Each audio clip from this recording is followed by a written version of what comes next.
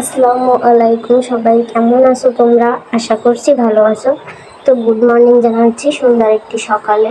তো আজকে সকালে আমার কিছু ছোট্ট একটা ব্লগ শেয়ার করব তোমাদের সাথে, তোমরা অবশ্যই দেখবে। যদিও সকালটা খুব সুন্দরভাবে শুরু হয়েছে, আমাদের সকাল সুন্দরভাবে শুরু হোক এই কামনাই করি। তো চলো দেখি কি কি আছে আমার এই ছোট্ট ব্লগে। তো প্রথমেই দেখাচ্ছি, দেখো এটা একটা মশার কয়েল রাখার একটা কয়েলদানি। এটা আমার বাসায় ছিল না, ওই জন্য আমি এনেছি। এরপরে আনা হয়েছিল নুডলস, আমি নুডলসের প্যাকেটটা রেখে দিচ্ছি। এরপরে দেখো একটা আছে নারিকেল কুড়ানি। হ্যাঁ আমার বাসায় কিন্তু কোনো নারিকেল কুড়ানি ছিল না। যে জিনিসগুলো ছিল না আমি ওইগুলাই আনার জন্য বাজারে গিয়েছিলাম।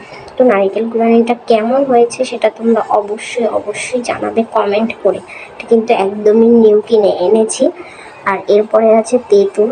আমার অবশ্যই হাই প্রেশারের মতো একটা সমস্যা, সেই জন্য তেঁতুল রাখা জরুরি। আর হচ্ছে গিয়ে ডিম, তো এখানে 1 হাঁড়ি ডিম আনা হয়েছে। আর কিছু কাঁচা সবজি আছে, চলো সেগুলো তোমাদের দেখাই। কাঁচা সবজি দেখানোর আগে তোমাদের দেখিয়ে নিচ্ছি, এখানে হচ্ছে গিয়ে তালের গুড় আনা হয়েছে। তো আমার অনেকদিন ধরে তালের গুড় খাওয়ার ইচ্ছা জেগেছিল, ওই জন্য তালের গুড় আনা হয়েছে। এখানে 2টো তালের গুড় আছে।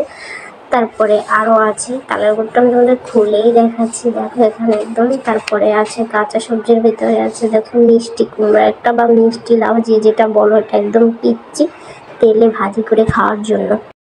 মিষ্টি লাউটা বা মিষ্টি কুমড়াটা একেবারেই পিচ্চি ছিল। তো এখানে ছিল একেবারেই ছোট 3টে কাঁকরোল। আমি অবশ্য কাঁকরোল পছন্দ করি না, ওই জন্য অত বেশি কাঁকরোল আনাও হয়নি, মাত্র 3টা আনা হয়েছে।